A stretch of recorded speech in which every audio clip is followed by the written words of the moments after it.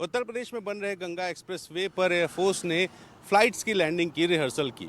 Ganga expressway देश का पहला एक्सप्रेसवे होगा जिस पे फ्लाइट्स की लैंडिंग रात में भी हो सकेगी, यानी कि नाइट लैंडिंग की सुविधा इस एक्सप्रेसवे पे दी गई है।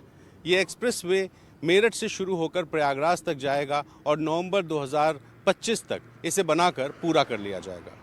ये उतरते हुए विमान किसी एयरफोर्स पर नहीं बल्कि एक एक्सप्रेसवे पर उतर रहे हैं और ये एक्सप्रेसवे है उत्तर प्रदेश का गंगा एक्सप्रेसवे। गंगा एक्सप्रेसवे जो इस साल नवंबर महीने तक बनकर पूरा हो जाएगा, उस एक्सप्रेसवे पर शाहजहांपुर में एक रनवे बनाया गया है और इस रनवे पर फ्लाइट्स की लैंडिंग की रिहर्सल एयरफोर्स ने की। शुक्रवार के दिन एयरफोर्स के तमाम सारे विमान इस रनवे पर उतरने के लिए रिहर्सल करते नजर आए। कुछ फ्लाइट्स ने लैंडिंग की तो कुछ टचडाउन करके रनवे के पास से निकल गए। 36,250 करोड़ की लागत से बनने वाले गंगा एक्सप्रेसवे को नवंबर 2022 में बनाना शुरू किया गया था। इसे महाकुंभ से पहले बनाकर तैयार कर देना था, लेकिन कुछ देर होने की वजह से ये नहीं बन पाया, इसलिए इसे नवंबर 2025 तक बनाने का लक्ष्य रखा गया है। इस एक्सप्रेसवे के बनने से न सिर्फ आने जाने की सहूलियतें बढ़ेंगी बल्कि उद्योग नगरी भी बसेगी और राज्य सरकार का ये दावा है कि उद्योगों की वजह से रोजगार भी जनरेट किए जाएंगे। 594 किलोमीटर लंबे इस एक्सप्रेसवे को बनाने का सबसे बड़ा काम अडानी समूह को दिया गया है। अडानी समूह ने लगभग 75% हिस्से का काम किया है, जिसमें शाहजहांपुर में बना एयर स्ट्रिप भी शामिल है। अडानी समूह ने बदायूं से आगे इस एक्सप्रेसवे के काम का बीड़ा उठाया था और उन्नत इंजीनियरिंग की बदौलत बहुत कम समय में इस एक्सप्रेसवे को बनाकर तैयार कर दिया। दिल्ली में तेज बारिश हुई, इसके चलते जगह जगह पर जलभराव की समस्या आई और एक पेड़ के घर पर गिरने से 4 लोगों की मौत हो गई। इसमें 3 बच्चे शामिल थे।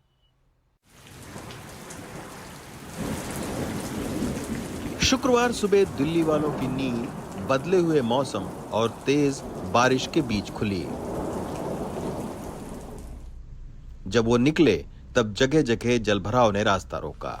दिल्ली के गांव जाफर कला में एक पेड़ गिरने से 4 लोगों की मौत हो गई। इनमें 3 बच्चे शामिल थे। ये बीमारी जो हमें पिछली सरकार से मिली है, इसका इलाज होने में समय लगेगा।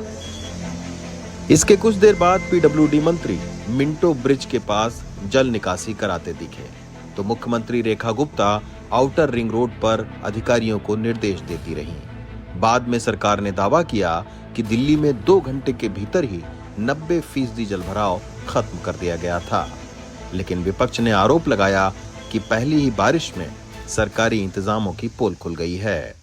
दिल्ली में पहली बारिश हुई है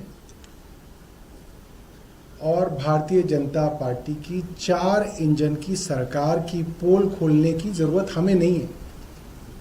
हर घर के सामने गली में पानी भरा हुआ है, सड़कों पे पानी भरा हुआ है, अंडरपास पर पानी भरा हुआ है।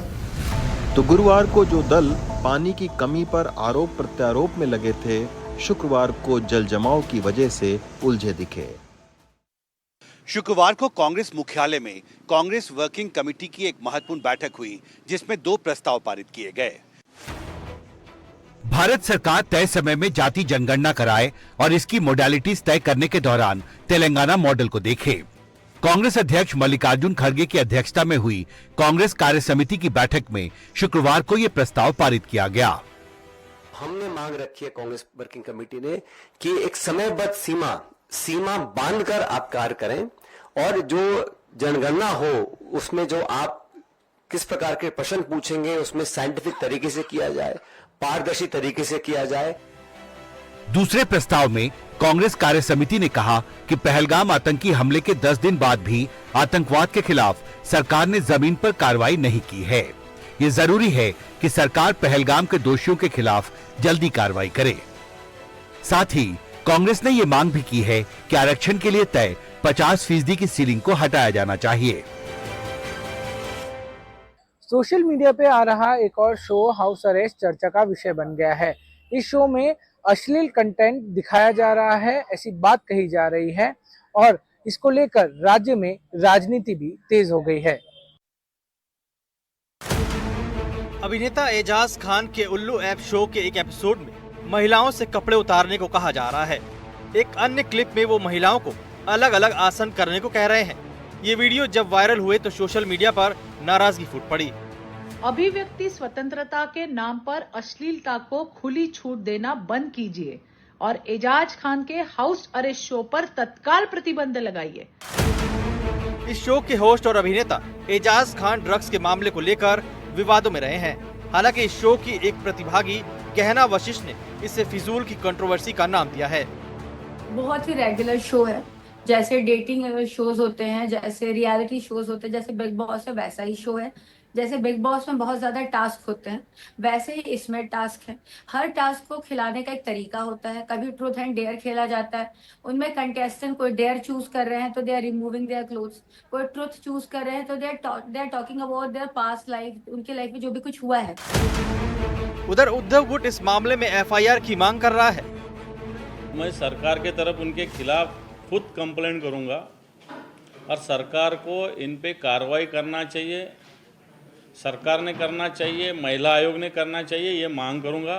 राजस्थान पुलिस ने एक ऐसे साइबर ठग गिरोह का पर्दाफाश किया है जो उदयपुर से बैठकर कनाडा के लोगों को अपना शिकार बना रहा था। बाकायदा इसके लिए उदयपुर में एक होटल किराए पर लिया गया, कॉल सेंटर शुरू किया गया और उसमें काम करने के लिए अच्छी अंग्रेजी जानने वाले युवाओं की भर्ती भी की गई।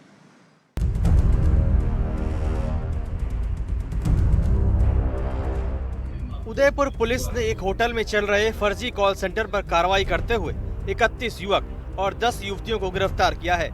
ये युवक युवतियां खुद को अमेज़न और बैंक का प्रतिनिधि बताकर कनाडा के लोगों को शिकार बना रहे थे। फोन कर कहा जाता था कि आपके नाम से डॉलर में ऑनलाइन खरीदारी हुई है, अगर आपने नहीं की तो 1 दबाएं। जैसे ही ग्राहक 1 दबाता, कॉल फर्जी सर्वर से कनेक्ट हो जाती, फिर ग्राहक का नाम, पता और कार्ड डिटेल ली जाती और खाते से रकम निकाल ली जाती।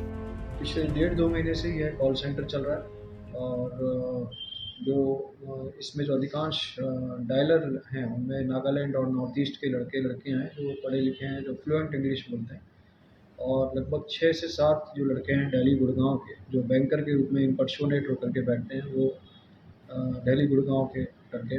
इसका मुख्य सूत्रधार दीपेन पटेल है, जो अहमदाबाद गुजरात का रहने वाला है।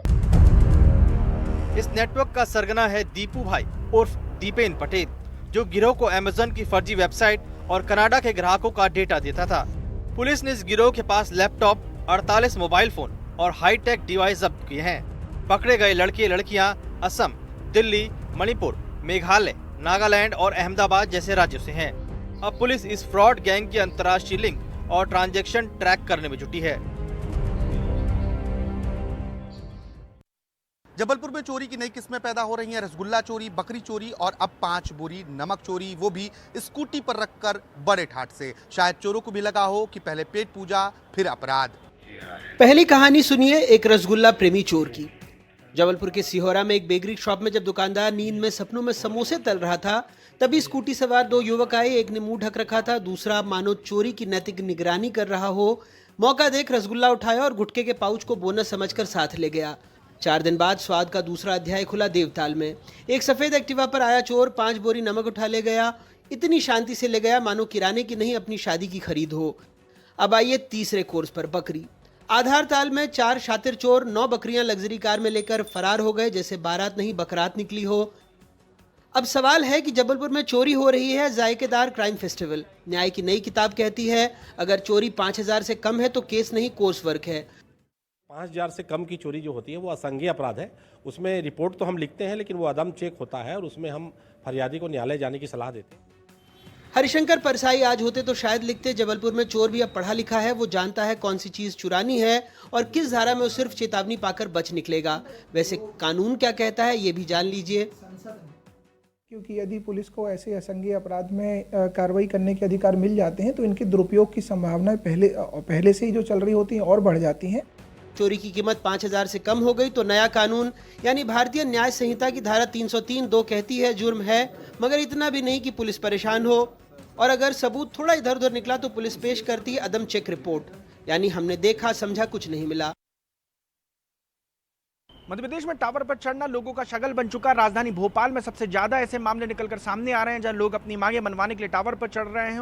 टावर की ऊंचाई जितनी, दुख की गहराई उतनी। अब इन टावरों से सिग्नल नहीं, संवेदनाएं उड़ती हैं। पहले लोग मन्नत के धागे बांधते थे, अब गुस्से के तागे लेकर ऊपर चढ़ जाते हैं। माइक कहाँ है, मैं लाइव बोलूंगा। 11 जनवरी, विनोद कुमार, भोपाल के भदभदा घाट की बस्ती से। गार्ड की नौकरी करते थे, मालिक ने 2 महीने की तनख्वाह नहीं दी तो विनोद जी सीधे पॉलिटेक्निक चौराहे के टावर पर वहां से आवाज दी, पैसा दो वरना यहीं 5G बन जाऊंगा। 31 जनवरी, बरखेड़ी के विवेक ठाकुर ने साबित कर दिया कि नशा सिर पर चढ़े या आदमी, दोनों का उतरना मुश्किल होता है। साहब मोबाइल नेटवर्क से जुड़ने नहीं बल्कि सामाजिक डिस्कनेक्ट दिखाने चढ़े थे। भारत टॉकीज के पास राजू जी 80 फीट ऊंचे टावर पर गुटखा खा रहे थे, ऊपर से जनता को लाइव डेमो दे रहे थे। गुटखे के साथ अगर हाइट हो तो नशा सरकारी हो जाता है। टावर के जो विषय है वो किसके संदर्भ में आते हैं, मतलब कि वो टावर नगर निगम की जिम्मेदारी नहीं है। 2020 में भोपाल में टावर पर 20 लोग चढ़े, 2021 में 24, 2022 में 16, 2023 में 12, 2024 में 36 चढ़े, यानी सबसे ऊंची उड़ान। 2025 में अप्रैल तक ही अब तक 16 टावर कूद केस आ चुके हैं। तो इस तरीके की जब घटनाएं होती हैं तो हम ये पूरी कोशिश करते हैं कि सबसे पहले उस व्यक्ति को काउंसलिंग करके सुरक्षित रूप से उसको उतारें। केदारनाथ धाम के कपाट आज श्रद्धालुओं के लिए खुल गए हैं। इस खास मौके पर केदारनाथ में अद्भुत नजारा देखने को मिला। देखिए फूलों की वर्षा की शानदार तस्वीरें। शुक्रवार सुबह 7 बजे केदारनाथ के कपाट खुल गए। उत्तराखंड के मुख्यमंत्री पुष्कर धामी अपनी पत्नी गीता धामी के साथ श्रद्धालुओं का स्वागत करते नजर आए। उन पर हेलीकॉप्टरों से फूलों की बारिश हुई। भारतीय सेना ने भक्ति संगीत बजाया। केदारनाथ धाम के कपाट खुलते ही जो श्रद्धालु वहां पहुंचे, उन्हें इतने शानदार स्वागत की शायद ही उम्मीद रही हो। लेकिन पुष्कर धामी ने इस मौके को खास बनाने में कोई कसर नहीं छोड़ी। उन्होंने भक्तों के लिए भंडारा लगाया।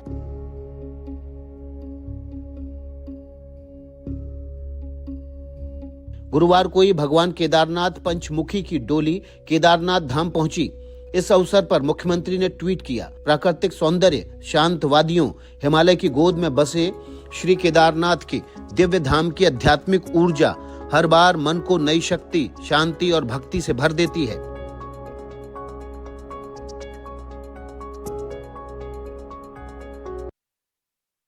तो बात करते हैं पहलगाम में हुए आतंकी हमले के बाद एनआईए जांच में सूत्रों के हवाले से जो खबर और सबूत मिले हैं उसमें पाकिस्तान का हाथ साफ तौर पर देखा जा सकता है। भारत ने पाकिस्तान के खिलाफ अब तक कई सख्त कदम उठाए हैं। आतंकवाद के खिलाफ और पाकिस्तान को और अलग थलग करने की अब तक की भारत की स्ट्रैटेजी पर बात करने के लिए हमारे साथ 2 खास मेहमान जुड़ रहे हैं। डॉक्टर अरविंद गुप्ता जो कि विवेकानंद इंटरनेशनल फाउंडेशन के डायरेक्टर हैं और डिप्टी नेशनल सिक्योरिटी एडवाइजर और सेक्रेटरी भी रह चुके हैं। साथ ही साथ lieutenant general retired R K. Sahni साहब जो कि deputy chief of army staff है। आप दोनों का बहुत बहुत शुक्रिया हमसे जुड़ने के लिए। डॉक्टर अरविंद, सबसे पहले मैं आपसे जानना चाहूंगी कि एनआईए की अभी तक की जांच में पाकिस्तान के खिलाफ पर्याप्त सबूत दिखाई दे रहे हैं। भारत ने जो भी कदम अब तक उठाए हैं, जो भारत की रणनीति रही है, उसे आप किस तरह से देख रहे हैं? एनआईए ने एक बड़ा अच्छा काम किया है और मुझे लगता है कि अभी और कई चीज़ें इसमें सामने आएंगी और ये बहुत ज़रूरी भी है, क्योंकि पाकिस्तान की तरफ से ये कहा जा रहा है कि अभी हमें कोई सबूत है नहीं और एक न्यूट्रल इंक्वायरी वगैरह होना चाहिए। तो ये जो सबूत अब सामने आ रहे हैं और जो शुरुआती जांच में एक उभर के आ रहा है कि एलईटी इसके पीछे था और इसके पाक हैंडलर्स ने उनको पूरा पीछे से इनको मास्टरमाइंड किया है, तो ये एक बहुत बड़ी एक महत्वपूर्ण एक कड़ी है। और अब हमारा जो इंटरनेशनल कम्युनिटी से जो हमारी बातचीत चल रही है, विदेश मंत्रालय जो है लगातार इंटरनेशनल कम्युनिटी से एक बातचीत कर रहे हैं, तो उसमें ये एक भारत का एक जो केस बनाने में बहुत मदद मिलेगी। लेफ्टिनेंट जनरल साहनी, आपसे समझना चाह रहे हैं कि आप क्या कहेंगे कि भारत की जो स्ट्रैटेजी, जो रणनीति है उसको लेकर जिस तरह से भारत को इंटरनेशनल कम्युनिटी का सपोर्ट मिल रहा है, उस पर आपका क्या कहना है? बिल्कुल, ताकि इस हमले के होने के एकदम बाद भारत जो है हर एक तरीके से इसके मुकाबला करने के लिए तैयार है। जैसे कि आपको पता होगा कि ये जो बड़ा ही प्लानिंग करके ये काम किया गया है, जो पाकिस्तान की ISI ने इसके पीछे हाथ है, LET हैं, और उन लोगों ने बड़ा सोच समझ के ये जो काम किया है, जिसका कि उदाहरण नहीं मिलता, जिसके अंदर के उन्होंने पर्यटकों के ऊपर, टूरिस्ट के ऊपर, जो कि कभी हमला हुआ नहीं था, बड़ी देर हो गई है, पहले होते थे, छोटे हमले होते थे, तो बड़े सोचने के बाद उन्होंने ये जो काम किया है, जिसके अंदर के 26 निर्दोष आदमियों की हत्या की है, उनकी फैमिलीज के सामने हत्या की है, और चुन चुन के उनको धर्म पूछने के बाद हत्या की है, तो ऐसा प्रोवोकेटिव जो एक्शन था वो उन्होंने बड़ा सोच समझ के किया है। इसके अंदर ये कहना कि ये जल्दबाजी में हुआ है या इसकी प्लानिंग, तो इसकी बड़ी ज़बरदस्त प्लानिंग हुई थी। और जैसे कि NIA ने लगाया है कि ये जो टेररिस्ट थे ये अपने ISI के और उनके हैंडलर्स के साथ पूरे कांटेक्ट के अंदर थे, उनको ये डायरेक्ट किया गया, उनको यहाँ पहुंचाया गया पहलगाम के अंदर, और उनको ये कहा गया कि क्या किया जाए। तो इसके अंदर ये सारे जो सबूत NIA ने निकाले हैं वो बहुत ही अच्छा काम किया है, जो कि अब हमको इसको सारे विश्व को दिखाने चाहिए। डॉक्टर अरविंद, आपसे ये भी समझना चाह रहे हैं कि जिस तरह से भारत ने सिंधु जल समझौता स्थगित करना हो, वीज़ा या फिर अटारी बॉर्डर या एयर स्पेस से जुड़े जो भी एक्शन अभी तक लिए हैं पाकिस्तान के खिलाफ, इन एक्शंस को आप कैसे देखते हैं?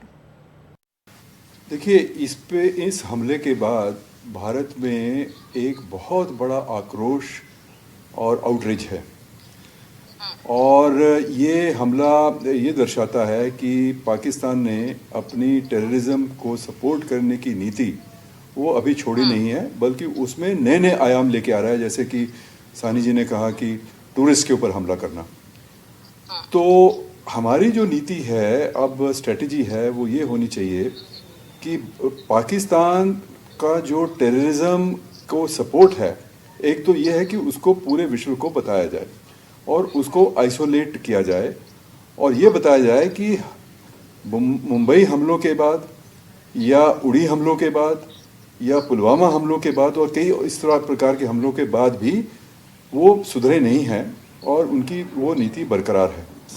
ये एक पाकिस्तान को आइसोलेट करना एक बहुत ज़रूरी है। एक तो ये बात हुई। दूसरा ये है कि कुछ एक तरह का उसके लिए कॉस्ट बढ़ाना आवश्यक है। तो इंडस वाटर ट्रीटी के ऊपर जो कदम लिए गए हैं, ये कदम उसी दिशा में जाते हैं, लेकिन इनका जो एक असर होगा उसको कुछ समय लगेगा, लेकिन एक बहुत सशक्त सिग्नल, एक मैसेज है वो अवश्य गया है। ये तो हुई दूसरी बात। तीसरा ये है कि हमें पाकिस्तान का बिहेवियर भी थोड़ा एनालाइज करना चाहिए। वो इतने बेशर्म और एक प्रकार से इम्यून हो चुके हैं कि उनको ऐसे वैसी छोटी मोटी चीज़ों से फ़र्क नहीं पड़ता, और वो अपना LET, जैश ए मोहम्मद, नॉन स्टेट एक्टर्स, इनको लगातार यूज़ करते रहे हैं और शायद आगे भी वो करते रहेंगे, क्योंकि जब तक उनका आर्मी और ISI और उनका लिंक नॉन स्टेट एक्टर्स के साथ है, वो भारत, इस समय भारत और पाकिस्तान के बीच में इकोनॉमिक गैप इतना बढ़ गया है और उनके यहाँ अंदर बहुत दिक्कतें हैं, तो वो टेररिज्म को एक अपने अंदरूनी मसलों से डाइवर्ट अटेंशन करने के लिए भी वो इस्तेमाल करते रहेंगे। तो हमें ये देखना होगा कि हम पाकिस्तान के साथ एक लंबी लड़ाई में हैं, एक लंबी लड़ाई जो कि शायद बहुत देर तक चलेगी। उसमें हमें सब प्रकार के जितने भी हमारे पास ऑप्शंस हैं उसका इस्तेमाल करना होगा। तो हमने अभी तक पिछले 8-10 दिन में वो सारी ऑप्शंस धीरे धीरे इस्तेमाल करना शुरू की हैं, लेकिन हमें एक लॉन्ग टर्म व्यू और एक स्ट्रेटेजिक व्यू लेना पड़ेगा कि पाकिस्तान की जो है वो किस प्रकार से उनके लिए टेररिज्म को सपोर्ट करने की कॉस्ट बढ़ाई है।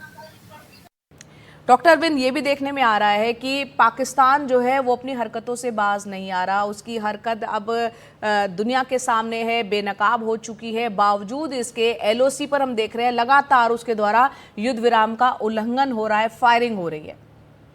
देखिए, पाकिस्तान चाहता है कि किसी प्रकार से वो इंडिया को एग्रेसर घोषित करे। वो इसीलिए कह रहे हैं कि हम किसी भी समय युद्ध हो सकता है 48 घंटे में, 72 घंटे में, क्योंकि वो टेररिज्म पर तो वो बिल्कुल डाउन है इस समय।